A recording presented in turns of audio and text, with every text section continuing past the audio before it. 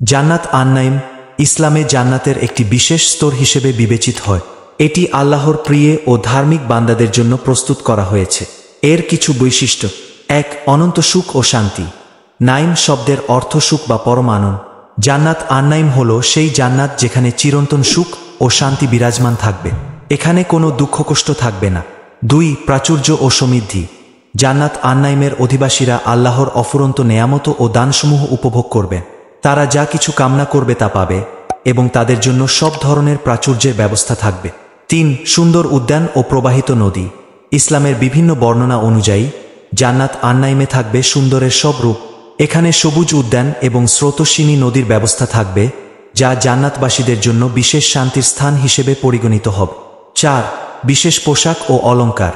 জান্নাত আন-নাঈমের অধিবাসীরা সোনা, রূপা ও মণিমুক্তা দিয়ে গঠিত অলঙ্কার পরিধান করবে এবং বিশেষ রেশমি পোশাক পরবে, যা তাদের মর্যাদা ও সম্মানকে প্রকাশ করবে। ৫. আল্লাহর নৈকট্য ও সন্তুষ্টি।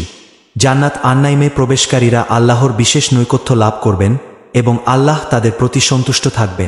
এই জান্নাতে আল্লাহর সন্তুষ্টি সবচেয়ে বড় পুরস্কার হিসেবে ধরা হয়। ৬. চিরকালীন জীবন। জান্নাত আন-নাঈমের বাসিন্দারা সেখানে চিরকাল বসবাস করবেন। তাদের কোনো মৃত্যু বা কষ্টের ভয়ে থাকবে না এবং তারা সর্বদা সুখে থাকবে।